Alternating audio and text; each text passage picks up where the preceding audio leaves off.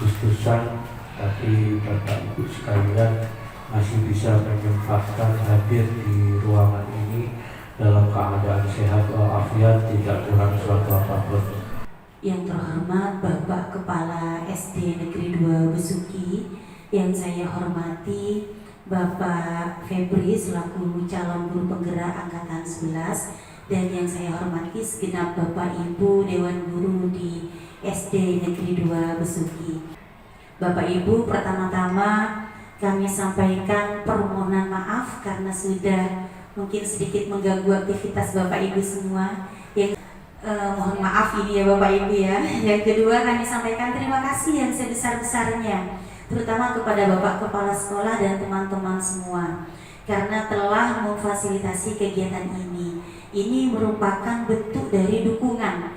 Jadi pada pendampingan 2 ini, saya tidak perlu banyak lagi bertanya panjang lebar kepada Pak Febri. Pak Febri, apa dukungan yang diberikan oleh sekolah? Saya tidak perlu tanya itu lagi, karena saya sudah bisa melihat langsung. Assalamualaikum warahmatullahi wabarakatuh.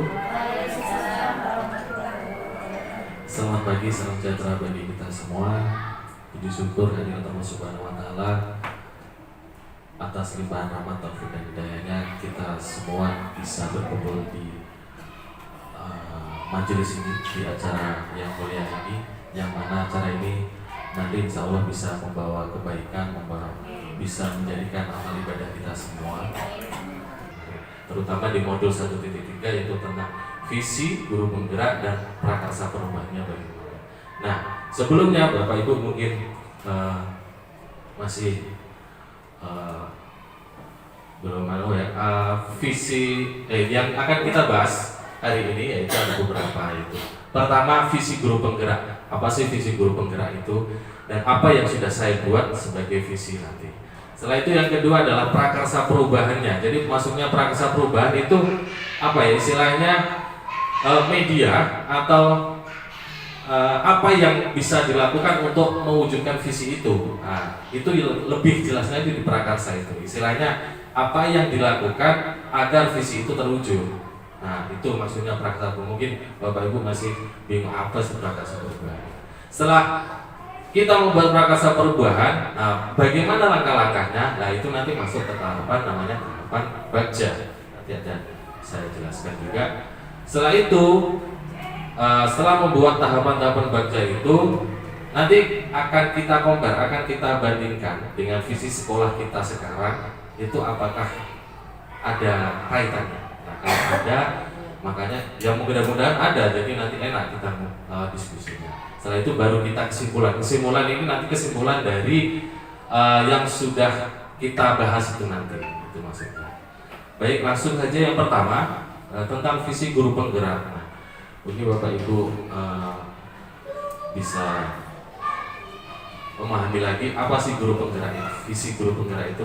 Jadi visi guru penggerak itu adalah pandangan atau tujuan jangka panjang yang dimiliki oleh seorang guru penggerak dalam upaya meningkatkan kualitas pendidikan, terutama pendidikan di dalam sekolahnya masing-masing. Nah, visi ini berfungsi sebagai apa? Panduan atau motivasi bagi khususnya guru penggerak, umumnya untuk guru-guru di sekitar di lingkungan sekolah itu untuk menjalankan perannya masing-masing di dalam sekolah. Jadi itu pengertian dari visi guru penggerak. Nah, setelah saya memahami apa sih visi guru penggerak itu, maka dari itu saya membuat sebuah visi.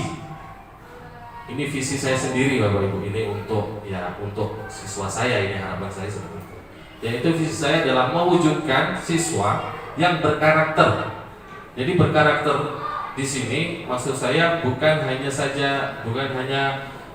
sopan santun dan bukan, tapi berkarakter itu dia punya ciri khas. Siswa saya ini punya ciri khas yang tidak ada di sekolah lain. Itu maksud saya.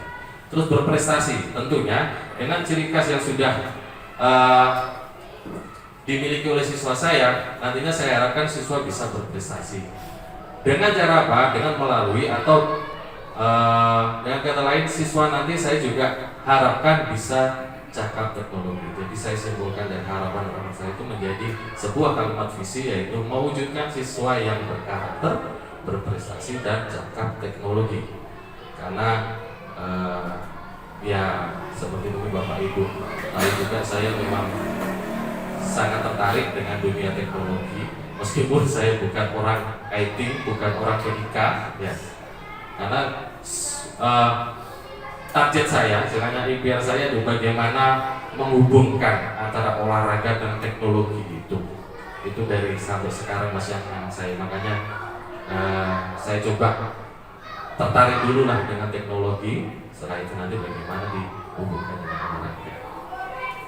Itu visi guru penggerak yang saya buat. Nah sekarang untuk mewujudkan visi itu saya membuat sebuah prakarsa perubahan. Prakarsa perubahan ini yaitu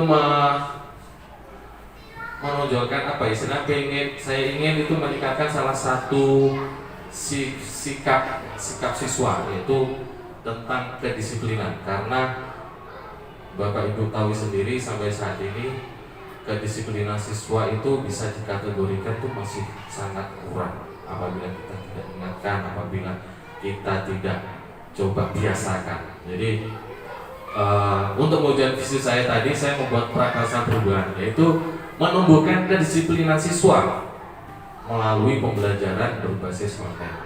Nah, mungkin ini juga masih gambaran Bapak masa bisa pembelajaran berbasis online bisa dihubungkan dengan tingkat kedisiplinan siswa. Makanya ini saya coba, namanya istilahnya mencoba, mudah-mudahan bisa berhasil. Dari prakarsa itu saya mencoba untuk memberikan atau membuat beberapa langkah, yaitu dalam tahapan Bagja. Bagja itu singkatan Bapak Ibu, singkatan dari buat pertanyaan umum. Jadi pertanyaannya itu apa sih yang akan dibikin, yang dirubah itu apa, itu maksudnya. Terus ambil pelajaran, setelah itu gali mimpi, jabarkan rencana dan atur eksekusi. Nah ini satu-satu nanti akan saya jelaskan. Untuk yang tahapan B yang pertama, yaitu tentang buat pertanyaan utama. Pertanyaannya adalah bagaimana upaya menumbuhkan kedisiplinan siswa itu. Seperti itu. Nah, sama dengan visi saya tadi, yaitu dengan pembelajaran basis online, otomatis saya memberikan aturan-aturan. Nanti tindakannya aturan-aturan tertulis. Mungkin tertulisnya bukan hanya sebuah di papan tulis saja, enggak. Ini maksud saya itu tertulis bisa melalui media sosial, bisa yang memanfaatkan, pastinya memanfaatkan berbasis online tadi, memanfaatkan teknologi tadi. Yang tindakannya memberikan aturan tertulis dengan penyampaian secara persuasif. Jadi istilahnya persuasif itu bukan menekan anak-anak tidak melulu dilarang, tidak boleh, enggak. Kita coba dengan kata-kata halus, tapi itu intinya itu melarang sebenarnya. Misalkan anak itu terlambat, istilahnya itu kan yang kedisiplinan. Nah, bukan dengan kata jangan terlambat, anak bukan. Nah, apa tidak lebih bagus kita berangkat pagi? Nah, itu kan berarti kata-kata yang lebih halus, gitu. Maksud saya persuasif itu seperti itu. Terus tahapan Bagja yang kedua, yaitu ambil pelajaran. Di sini saya membuat dua buah pertanyaan, yaitu bagaimana nanti kedisiplinan siswa jika tidak terbentuk. Terus yang kedua, siapakah tokoh atau orang yang dianggap memiliki kedisiplinan yang dapat dicontoh oleh siswa nanti. Nah, untuk pertanyaan pertama, tindakan yang akan saya lakukan nanti adalah memilih dan memilah sikap yang muncul dari kedisiplinan siswa itu yang tidak tertanam, yang istilahnya kedisiplinannya itu tidak asli dari siswa itu. Kan ada siswa itu memang sudah terbiasa dari kecil, sudah dibiasakan orang tua disiplin. Ada yang disiplinnya itu ditekan saat sekolah. Jadi apa saja sih itu dipilih nanti.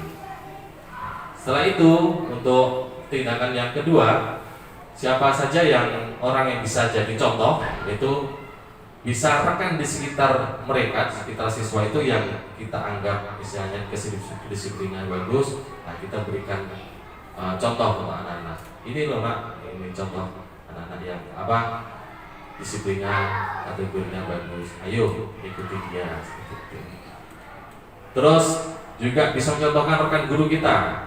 Nah, ya mohon maaf, salah satunya mungkin saya pun tidak sedisiplin apa yang istilahnya tidak seperfect aturan-aturan yang sudah Jadi saya pun juga masih belajar bagaimana cara menjadi guru yang disiplin. Jadi mencari tahu atau mencarilah kita rekan siswanya atau rekan guru kita yang disiplinnya itu yang luar biasa. Gitu. Untuk tahapan berikutnya yaitu galeri mimpi. Nah, di sini ada pertanyaan, saya mau bertanya, hal apa yang bisa terjadi setelah kedisiplinan siswa nanti terbentuk? Jadi kira-kira apa saja yang bisa terjadi?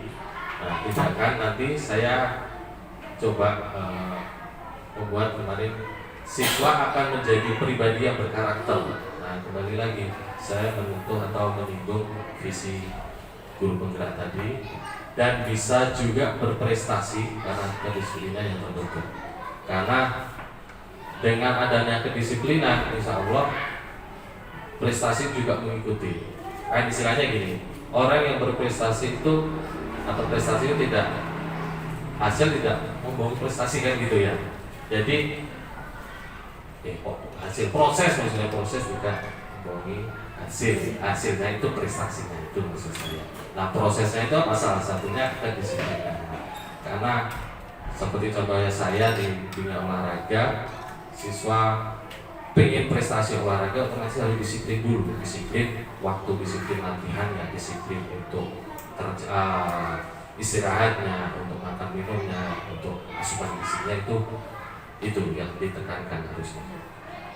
Setelah itu, ya ini untuk step berikutnya, tahapan berikutnya yaitu tahapan jabarkan rencana. Pertanyaannya, apa saja tindakan yang dapat mendukung usaha menumbuhkan kedisiplinan? Nah, tindakannya yang saya harapkan nanti guru bisa memberi contoh langsung kepada siswa untuk bagaimana sih cara menaati peraturan-peraturan yang ada.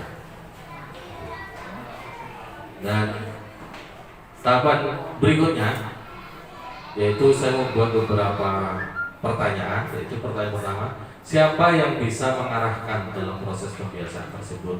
Ini dalam rangka pembiasaan yaitu untuk sikap disiplin tadi. Untuk tindakannya, jadi semua guru saya harapkan semua guru maupun orang tua bisa mengarahkan dalam proses pembiasaan kedisiplinan tadi. Jadi kan namanya pembiasaan itu biasanya dari paksaan dulu, paksaan akhirnya terbiasa.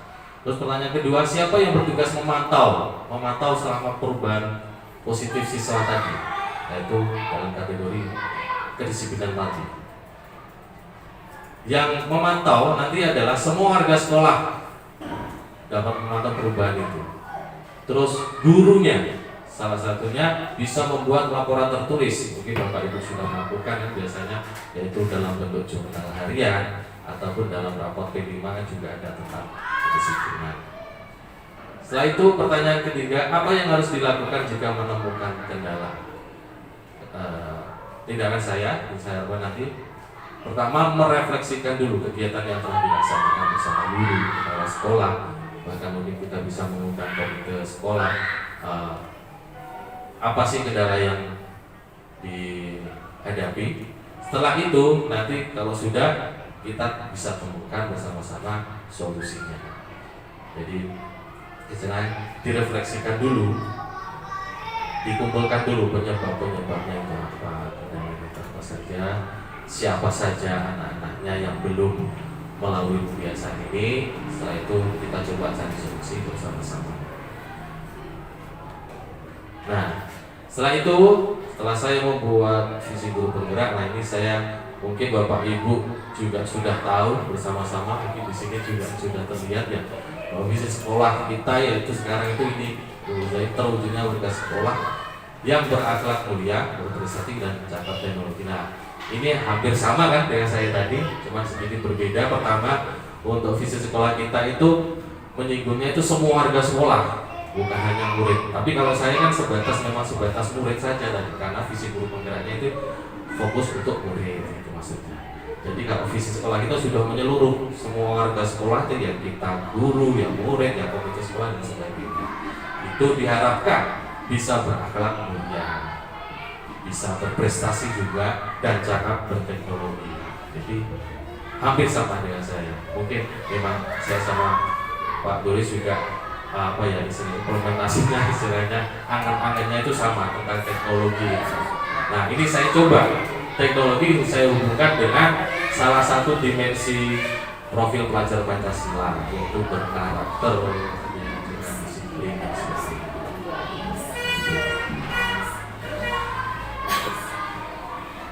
Baik, itu tadi penjelasan visi guru penggerak saya dan membandingkan dengan visi sekolah kita saat ini. Nah, di sini saya memiliki beberapa kalimat rumpang yang insya Allah Bapak Ibu tadi sudah intermezzo sudah saya jelaskan beberapa, insya Allah sudah paham apa sih tentang visi guru penggerak itu, apa sih visi guru itu apa, istilahnya angan-angan guru itu apa. Nah, di sini nanti saya harapkan Bapak Ibu punya angan-angan sendiri-sendiri masing-masing. Pingin angan-angan, istilahnya mengangan-angan anak atau siswa itu bagaimana, menginginkan sekolah itu bagaimana, menginginkan lingkungan belajar yang bagaimana. Nah, itu nanti mohon Bapak Ibu bisa coba menuliskan, menorehkan kata-kata di sebuah lembar kertas misalnya. Seperti itu ya. Kalau bisa sesuai hati nurani itu. Jadi apa sih yang Bapak Ibu impikan? Murid-murid bagaimana yang Bapak Ibu impikan? Yang pertama. Yang kedua, Bapak Ibu percaya bahwa murid itu bagaimana? Misalkan murid saya itu unik, saya percaya murid saya itu unik misalkan. Terus kedua, murid di sekolah saya sadar betul bahwa jadi sadar yang selama ini sudah sadar itu apa saja. Terus yang berikutnya, saya dan guru lain di sekolah saya yakin untuk ini bisa tentang sekolah, tentang anak-anaknya, murid-muridnya maksudnya, atau tentang guru. Saya yakin untuk misalkan untuk kedepannya sekolah bisa baik belajar. Setelah itu yang terakhir, saya dan guru lain di sekolah saya paham bahwa dengan mengaca yang sudah saya jelaskan tadi. Oke. Nah, minta tolong nanti diisikan. Ini sudah saya kategorikan warna-warna ya Bu. Jadi nomor 1 yang pertama yaitu kalimat saya memiliki murid-murid yang bagaimana. Nah, di sini sudah kumpulkan dari teman-teman bahwa dari yang sudah dikumpulkan ini saya melihat mayoritas, ya ini mayoritas dulu ya, kebanyakan di sini memimpikan murid yang berkarakter. Hampir sama dengan visi saya tadi. Saya ya, mohon maaf kepada Ibu Mozaya, karena ini saya hanya ada di angan-angan untuk menyampaikannya sulit, tapi inginnya seperti itu gitu. Yang jelas kalau kita sebagai beragama menginginkan murid-murid kita anak yang berakhlak mulia, ya jelas sopan, itu yang utama bagi guru agama yang diinginkan itu. Maka dari itu setiap hari guru-guru kita semua teman-teman itu ada di pintu gerbang. Nah, untuk menyambut kedatangan murid-murid, apabila murid-murid itu bersalaman hanya satu tangan, diarahkan oleh guru-guru, ayo nak pakai dua tangan agar terbiasa. Kalau caranya bersalaman kurang nunduk, diginikan sama guru-guru. Nah, itu yang utama yang kita inginkan sebagai guru agama. Jadi kalau ada anak-anak yang kurang sopan, paling marah guru agama. Terus yang pinternya itu tentang berteknologi, karena dengan adanya insya Allah sebelum Bapak Febri datang ke sini, teknologinya memang sudah berjalan, tapi tidak seperti sekarang, maksudnya ada sebanyak seperti sekarang. Anak-anak sekarang memang pinter tentang teknologi. Saya sendiri tidak tahu, IT sama sekali tidak tahu. Mohon maaf, saya sudah tinggal 7 bulan pensiun, gitu. Sudah paling sepuh di sini. Jadi tidak begitu pinter mengutarakan ini, hanya keinginan dan tujuan utama itu anak-anak yang berakhlak mulia dan sopan di sekolah. Gitu aja Pak Febri, mungkin kurang puas, selebihnya diserahkan kepada Pak Febri saja. Terima kasih. Baik, terima kasih. Tepuk tangan dulu untuk Bu Erna. Gak apa-apa Bu. Istilahnya kita pengen tahu lah alasan Bu Erna untuk menuliskan tadi. Nah, untuk yang nomor 2, oke, nomor 1 langsung ya kita simpulkan ya Bapak Ibu. Jadi dari mayoritas Bapak Ibu yang sudah menulis tadi, saya simpulkan ini mungkin setuju atau tidak Bapak Ibu bahwa kita semua memimpikan murid-murid yang berakhlak mulia, berkarakter ini maksud. Mungkin ada lagi. Sudah ya Bapak Ibu. Lebih inilah yang ingin kita capai, yang kita inginkan. Baik, langsung saja ke nomor 2 ya. Saya percaya bahwa murid adalah, nah di sini nomor 2 ini juga hampir banyak yang sama ya, yaitu rata-rata murid. Saya percaya bahwa murid adalah sebuah kertas putih yang masih polos, terus butuh coretan-coretan. Itu yang saya baca di sini. Nggak tahu istilah dari saya saja dapatnya dari guru penggerak juga. Mungkin apa Bapak Ibu juga sudah belajar juga dari materi guru penggerak, jangan-jangan seperti itu. Tapi ada satu ini yang berbeda. Saya percaya bahwa murid adalah murid yang selalu patuh dan taat kepada guru. Aneh-aneh lo malah masih Siapa? Oh, Bu Erna. Jangan. Allah, bosan kok. Iya. Carikan yang lain lalu. Iya, Pak, kemarin tuh anak kartu yang mereka. Guru tak kok ya. Oh, begitu maksudnya. Ya, Itu sudah mewakili yang dimaksudkan. Ya, Sama dengan yang lainnya mungkin. Betul, malah itu yang bagus Bu. Iya, repot ke Bu Erna isi repotnya. Gimana itu Pak Febri? Coba dibaca lagi Saya Pak Febri. percaya bahwa murid itu adalah murid yang selalu patuh dan taat kepada guru. Iya, yang dimaksud di sini gini Bu ya. Iya. Maaf ya. Saya ini bukan guru penggerak. Kalau suruh gerak-gerak pinter. Sama saja Ibu. Iya. Karena sudah banyak saya tahu dan selalu saya tanya kepada wali murid, bagaimana kalau keadaan di rumah dan di sekolah? Kalau di rumah itu anak-anak itu katanya disuruh orang tuanya itu tidak menghiraukan gitu. Tapi kalau gurunya yang menyuruh, ini katanya wali murid Bu ya. Tapi Bu, kalau gurunya yang menyuruh, kapan saja pasti itu dikerjakan. Contohnya seperti mengerjakan PR ataupun tugas-tugas yang lainnya. Itu Bu, itu apa namanya? Guru itu bagaikan macan Bu. Begitu guru bicara satu kali sudah ada sama murid. Tapi kalau yang namanya orang tuanya, tiganya tapi tidak seperti itu semua Bu. Wali murid itu ada yang ngeyel, katanya kalau di rumah itu baik-baik saja gitu Bu. Nyatanya di sekolah anaknya luar biasa, ada seperti itu Bu.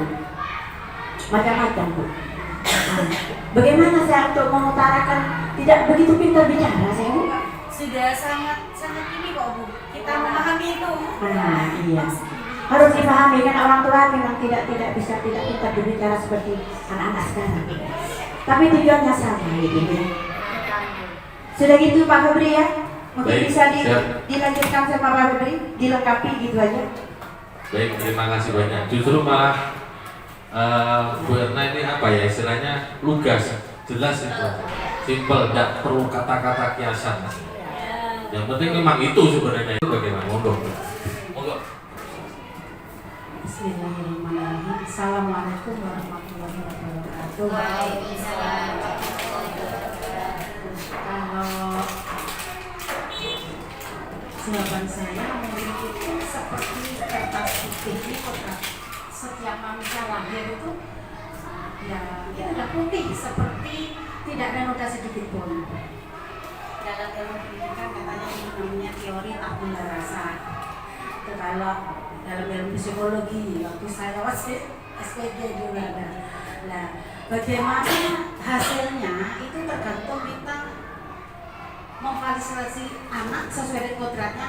Bagaimana dia mau dicoret merah, dicoret biru, dicoret hijau. Katanya dalam agama bagaimana dia akan menjadi seorang muslimah, seorang muslim atau majusi dan sebagainya. Dalam agama Islam seperti itu. Itu tergantung dari bagaimana kita memberikan layanan, memberikan contoh utamanya dalam sebuah pendidikan gitu ya. Jadi kalau menginginkan murid itu bertipikal halus, lemah lembut, maka kita sebagai orang tua dan guru juga harus seperti itu. Maka ini juga akan lemah lembut. Jadi kalau siswa itu kasar, maka jangan kita lebih di atasnya, kita harus di bawahnya, gitu ya. Kalau perlu kita sebagai guru itu memberikan fasilitas kepada siswa, di mana di rumah itu dia tidak merasakan hal itu. Contoh, di rumah dia kurang kasih sayang. Kenapa dia itu bertipikal seperti ini ya? Ternyata setelah dia tahu, oh ternyata dia butuh perhatian, kurang kasih sayang. Nah, itu salah satu tugas kita sebagai guru di sekolah, ya, agar siswa itu bisa berkembang sesuai dengan kodrat yang dia miliki gitu. Berkembang sesuai dengan kodrat yang dengan lebih baik. Karena kodrat manusia itu tidak ada yang jelek terus terang aja. Semua kodrat manusia baik, gitu. Tergantung kita melukiskan bagaimana. Kalau lingkungan siswa orang tuanya broken dan sebagainya, dan bagaimana kita merangkul juga ada beda tipikal cara-cara yang kita lalui, yang kita lakukan agar anak tersebut bisa berkembang normal sesuai dengan kodrat yang ada. Kan kita tahu anak memiliki latar belakang berbeda-beda, yang kedua juga memiliki kemampuan dan kelebihan, kekurangan yang berbeda-beda juga. Nah, ini tugas guru yang paling sulit yang harus kita hadapi di dalam mendidik mereka semua. Itu. Jadi saya sangat setuju dengan pendapat bahwa murid adalah sebuah kertas putih. Bagaimana hasil kedepannya tergantung lingkungan dan kita yang mencoret merah, biru, kuning, atau hijau. Itu aslinya. Itu aja dari saya. Assalamualaikum warahmatullahi wabarakatuh. Minta aplaus dulu untuk khusus. Terima kasih banyak. Ya, jadi untuk nomor 2 bisa saya simpulkan. Jadi saya percaya bahwa murid itu adalah sebuah kertas yang butuh coretan. Nah, coretannya itu apa? Ya, butuh coretan yang baik sesuai lingkungannya, sesuai kodratnya. Kodratnya dalam ini bisa dibagi kodrat jangka dan kodrat alamnya. Terus berikutnya nomor sebelumnya bismillahirrahmanirrahim. Assalamualaikum warahmatullahi wabarakatuh.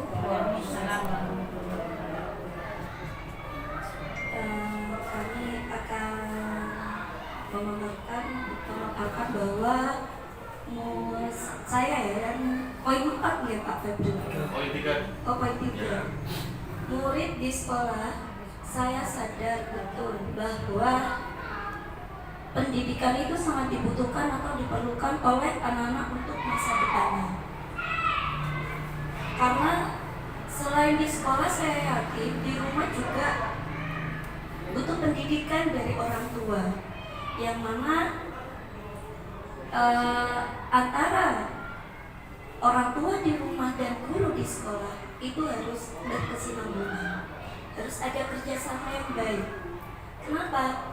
Karena saya yakin kami sebagai guru, semuanya guru yang mengajar di sekolah pasti akan memberi ilmu yang terbaik, yang baik-baik kepada anak didiknya.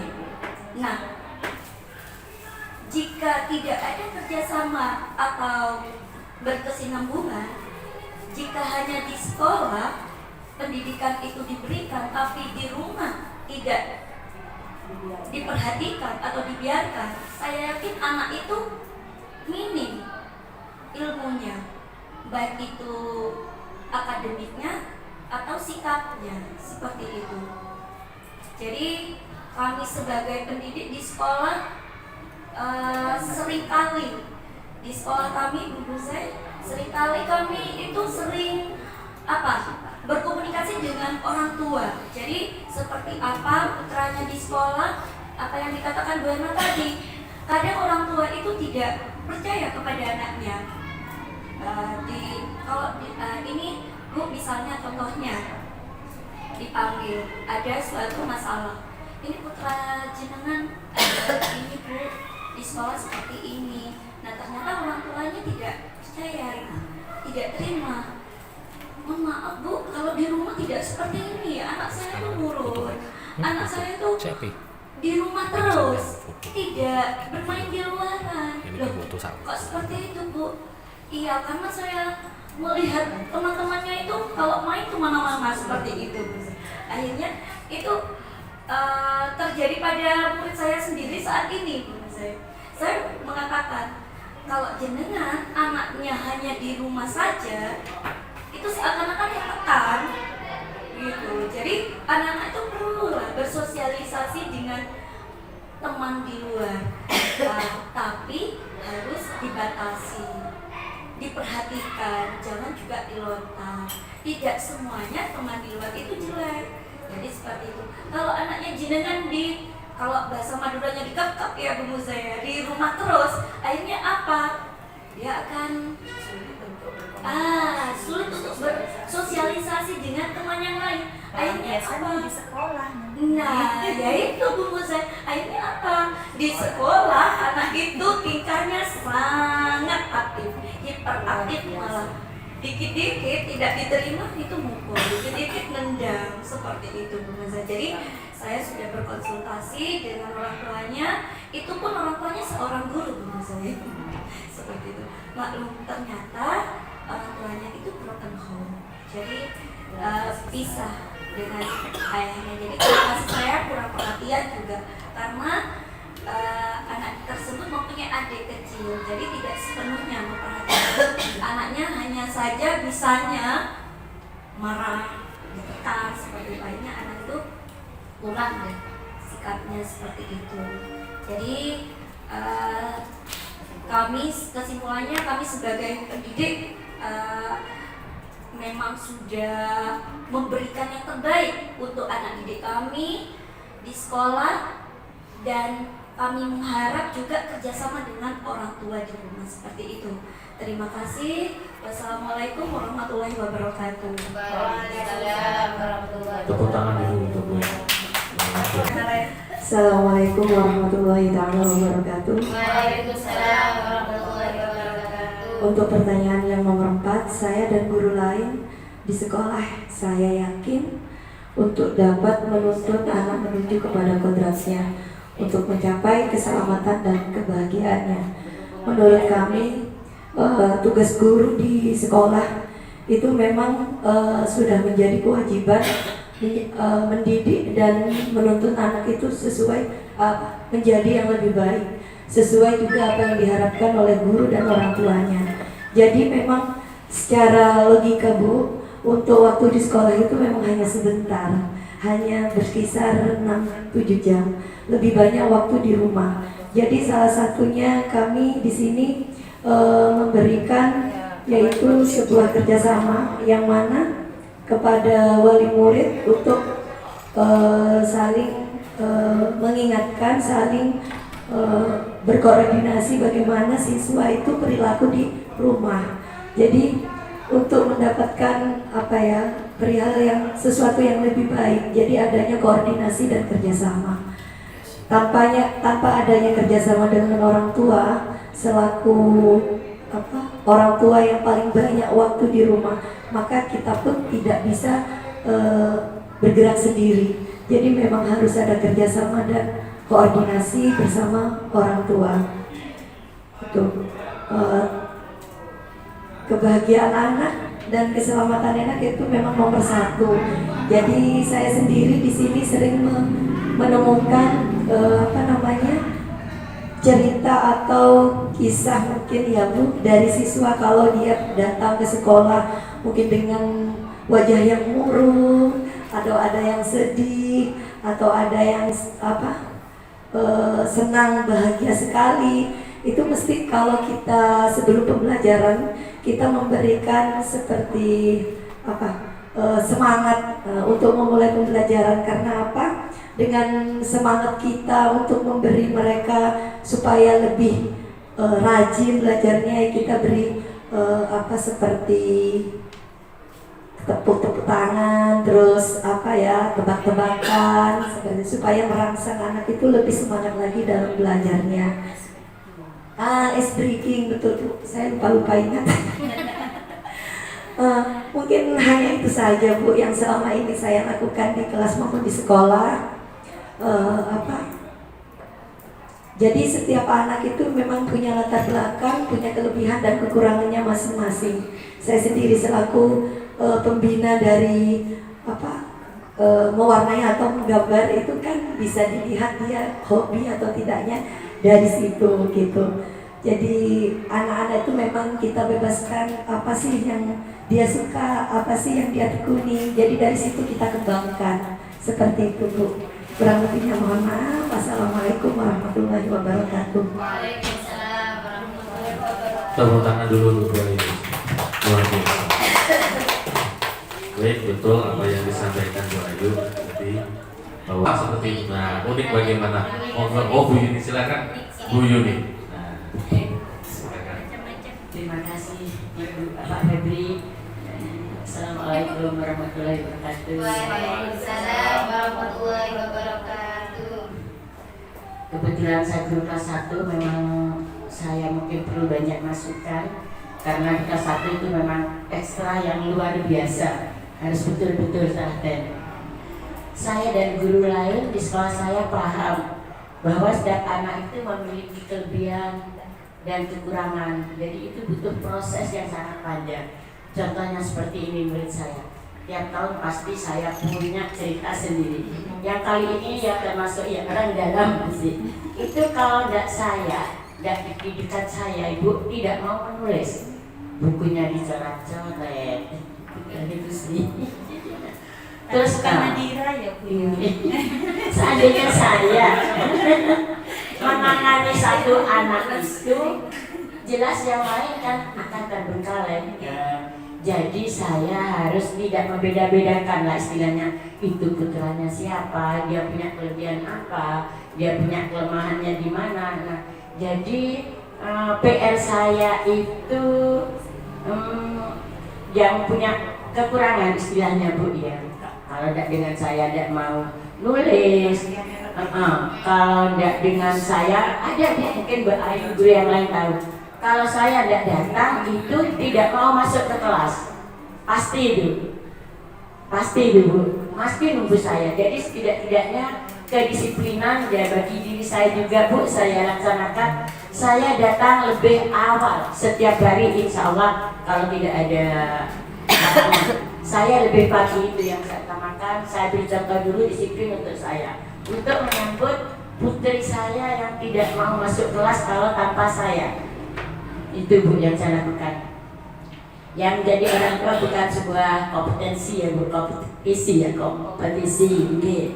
Nah, jadi tiap anak lahir dengan potensi masing-masing. Jadi di sana saya tidak akan membedakan, ini si A punya kelebihan seperti ini, si B punya kelebihan seperti ini. Jadi ya setiap istirahat saya, mohon maaf, saya jarang istirahat. Saya temani murid. Yang saya utamakan kalau sudah istirahat pulang sekolah itu yang saya perhatikan, dia yang selalu ingin dengan saya. Kalau waktu pelajaran saya bilangnya tetap nggak usah nulis, duduk di dekat saya. Jadi saya menangani yang lain. Seandainya saya menangani satu orang itu, jelas yang lain kan terbengkalai. Jadi mungkin itu pulang juga gitu Bu.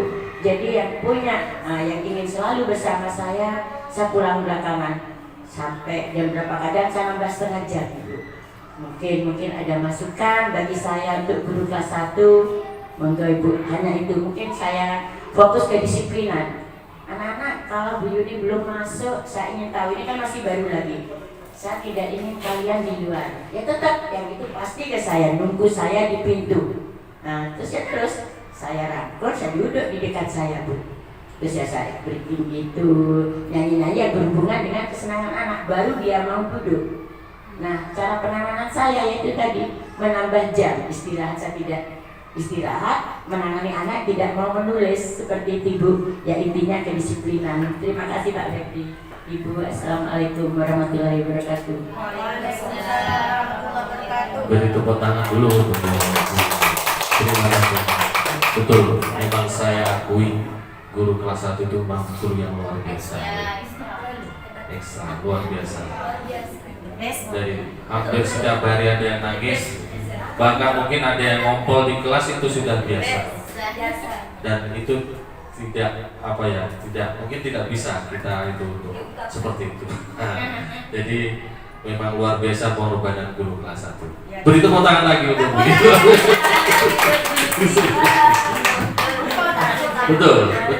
betul. Jadi bisa saya simpulkan ya Bapak Ibu, untuk yang terakhir yaitu saya dan guru lain di sekolah saya paham bahwa setiap anak itu punya keunikan sendiri-sendiri yang memiliki kelebihan dan kekurangan masing-masing. Dan otomatis dibutuhkan pendidikan untuk menggali kelebihannya itu tadi. Seperti itu. Mungkin dari kesimpulan ini ada yang kurang cocok dari Bapak Ibu, monggo. Karena ini insya Allah sudah kita tuliskan bareng-bareng, ini saya simpulkan. Baik, kalau memang dirasa cocok semua,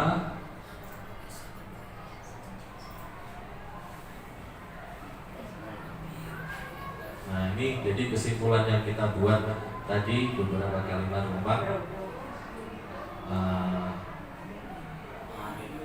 Intinya apa yang kita tuliskan tadi memang semua untuk kemajuan anak didik kita, untuk kemajuan pembelajaran kita, dan tentunya juga untuk kemajuan sekolah kita. Jadi mungkin itu yang bisa saya sampaikan Bapak Ibu tentang apa sih visi guru penggerak dan bagaimana membuat prakarsa perubahannya.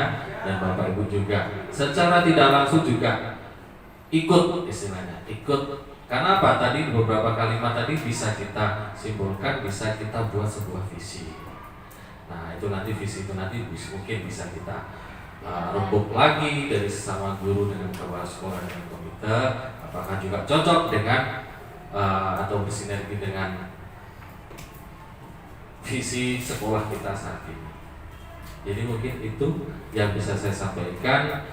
Sebelumnya saya terima kasih banyak atas kontribusi, atas kolaborasinya Bapak Ibu hari ini yang luar biasa dengan kesempatan ini. Dan saya harap kedepannya kita bisa berkolaborasi lagi di luar forum ini yang mungkin bisa lebih bermanfaat lagi tentunya untuk anak didik kita. Apabila ada kurang kata, saya mohon maaf yang sebesar-besarnya. Saya akhiri dan saya kembalikan forum ini kepada Bu Zai selaku pengajar praktik. Wabillahi taufiq wal hidayah. Wassalamualaikum warahmatullahi wabarakatuh. Waalaikumsalam warahmatullahi wabarakatuh. Yang akhir ya Bu.